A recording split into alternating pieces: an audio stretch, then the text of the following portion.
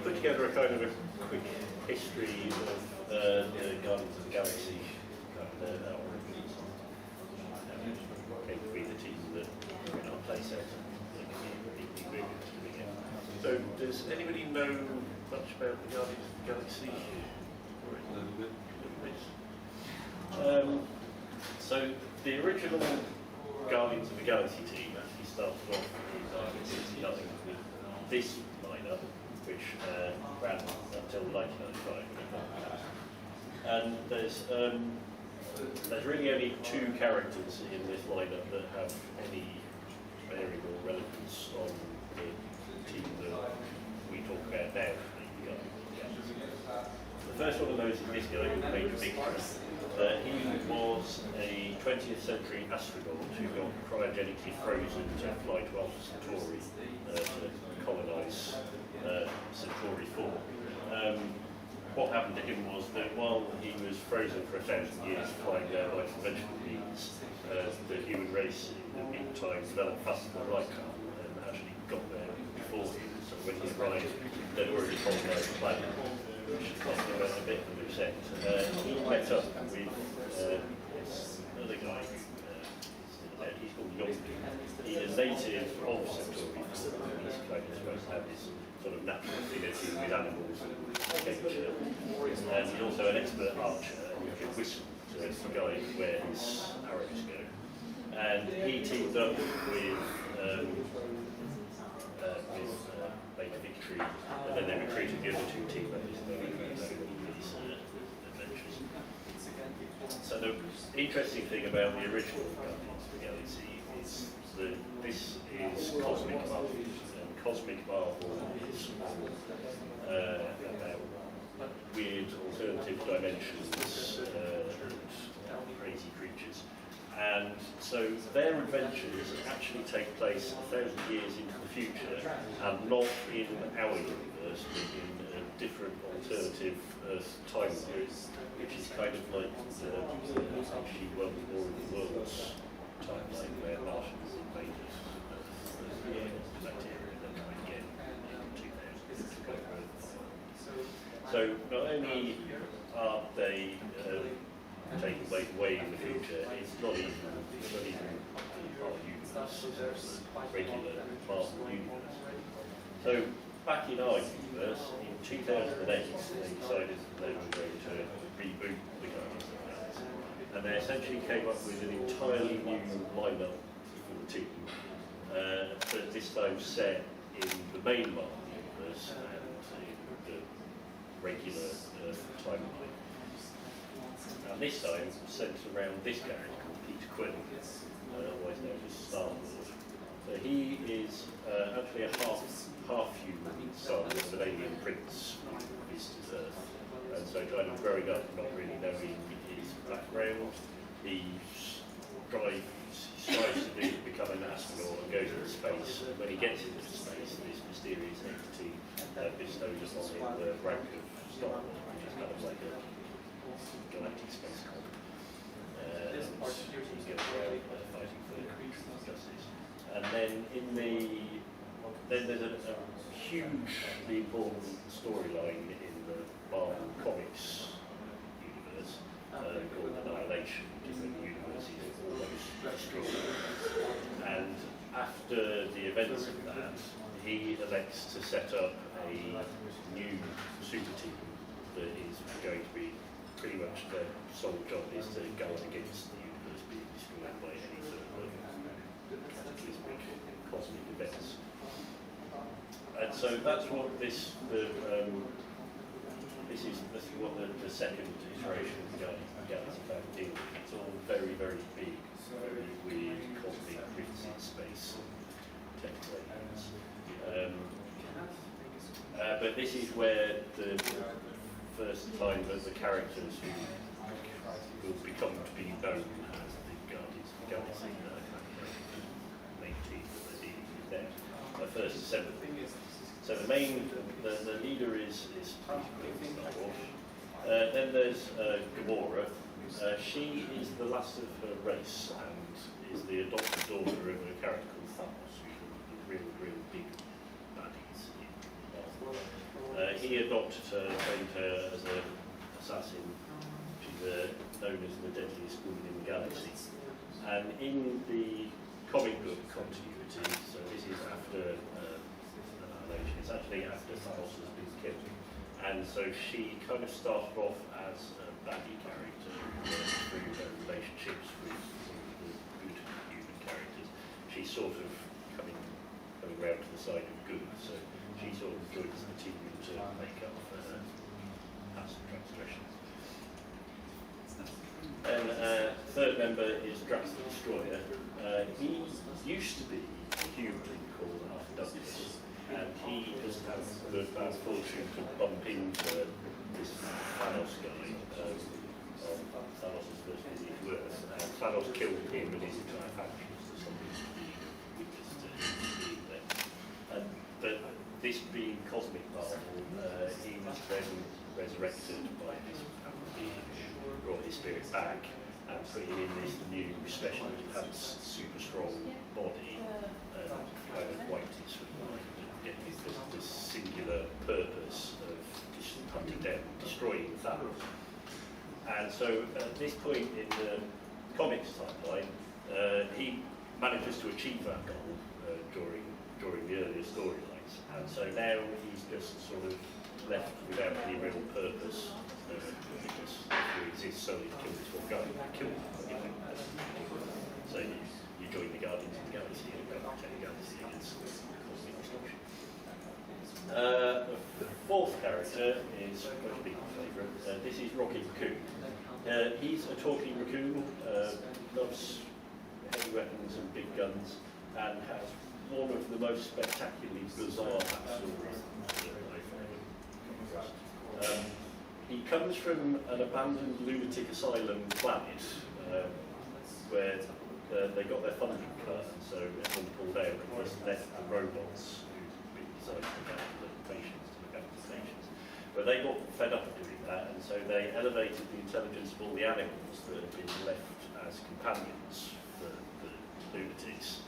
And Rocket Raccoon is one of those animals, and then he left and went to space and started. So, yeah, the way that they handle this character now in the kind of current storylines is that firstly, he doesn't actually know that he's a raccoon, because he was the only raccoon on the planet, so as far as he's concerned, he's this one-of-a-kind organism. He can't understand why humans are always going on about raccoons when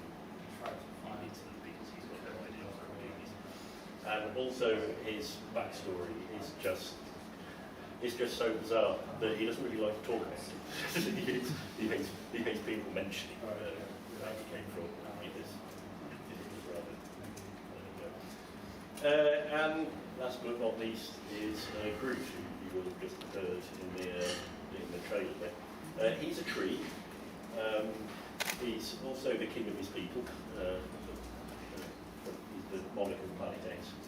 And as well as him being super strong, he's capable of growing to any size. And his really cool special ability is that if you do destroy him, like a very pointy blasted to pieces, if you can manage to recover just even a splinter of him, you can plant that in a pot, and then over time he'll grow back to his full size. And he can also only say the words "I am Groot." That's his entire vocabulary.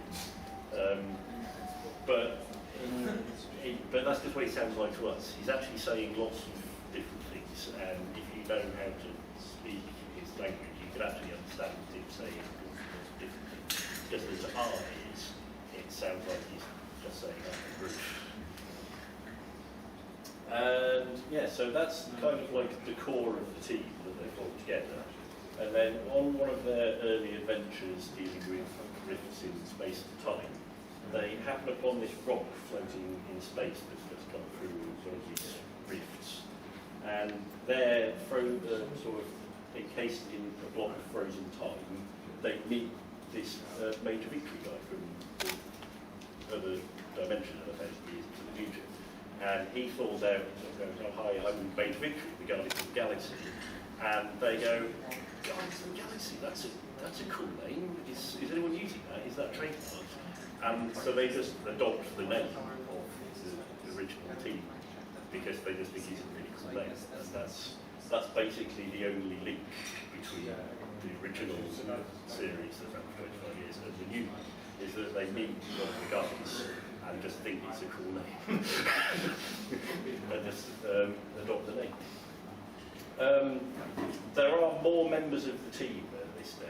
It's kind of particularly because they're dealing with these massive cosmic events. Peter Quill's aware that he needs to get some of these cosmic heavy hitters on his team. So these two characters are kind of enormously powerful out of warlocks, basically.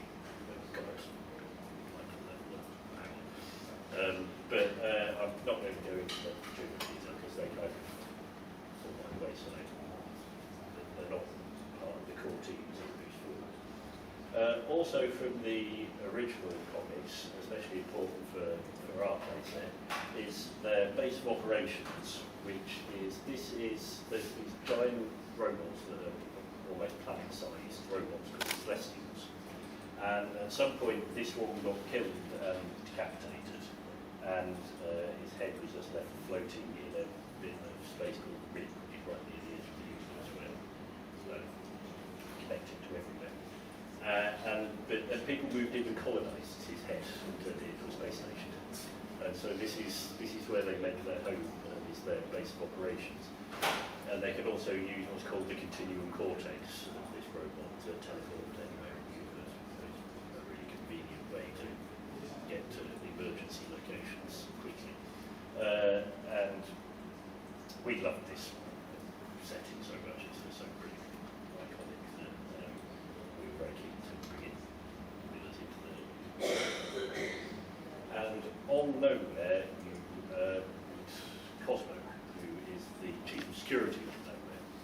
And he is a Russian cosmonaut dog who was fired into space by the Russians as a space experiment in the 60s, like but yeah, somehow, and it's never really fully explained, that he can talk, and he's also an exceptionally powerful psychic as well, so he's actually a really, really powerful character. But he's my favourite character in the series, just because he's just so, everyone's just always completely mind-blown, but he's just like completely down to earth. Wait, you're a talking Russian dog? And you're like, yes, this is so, follow me. It's just an emergency happening. So yeah, just deal with it. And so yeah, we were hugely keen to include him as well. There were a few concerns early on as to whether this would just be too weird, too cosmic for like little kids to get their heads around. But what we found in the playtest early on is that kids just love this. It's like we think this is weird, but they react just like the people in the comics when they do things. It's like, this is a talking Russian dog, he's telling you what to do. It's like, okay, great. Why not? Yes, so this kind of brings us up to the present day. So in 2003, Marvel launched three of the Guardians of the Galaxy, where they stripped it kind of down to this core team of the 5 characters. Whereas before they were dealing with exceptionally huge cosmic threats, it's all kind of just scaled down a bit. And whereas before they were kind of, Peter Quill set up the original new Guardians of the Galaxy with the backing of lots of other factions in the universe.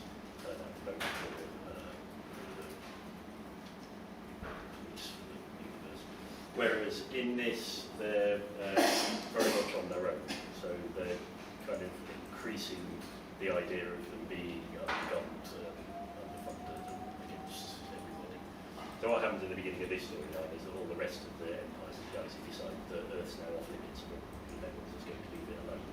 But Peter Quill realises that this is just a fully developed smoke screen to cover up the fact that somebody's going to do something to them. So he gets the old gang back together.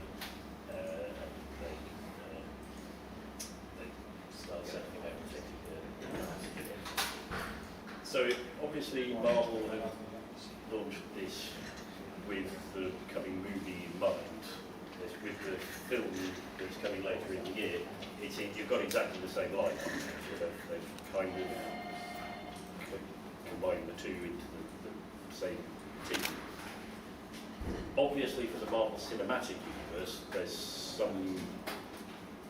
it's necessary for there to be some differences in the overall narrative, because in Volume 3, it's kind of a new beginning, but it also basically still follows the overall comic book continuity. So all the big events like Annihilation and all this sort of stuff have already happened, whereas for the new Guardians team in the movie, they're still teasing those events coming up.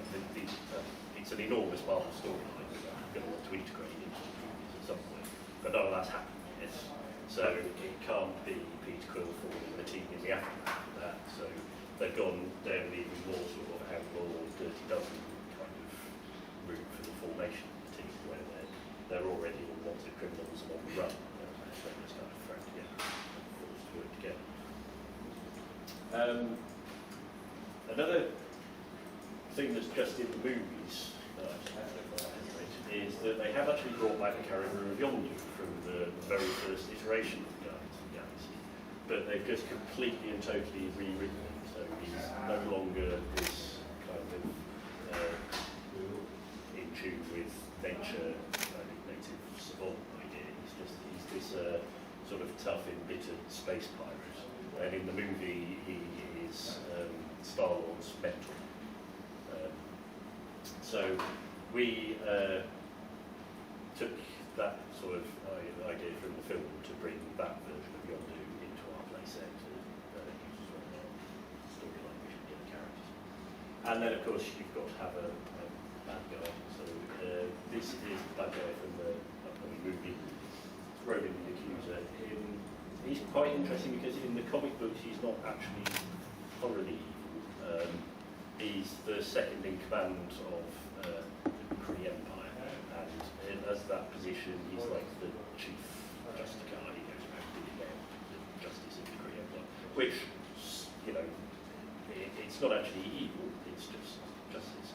So he, at various points in the comic books, he actually fights alongside the hero characters because they're gods alike on occasions. And in the comic books, he just has a really, really personal vendetta against Star-Lord because Star-Lord failed to recruit him. He's a personal enmity, whereas it looks like for the film they've just taken it and decided to make it which is quite suits.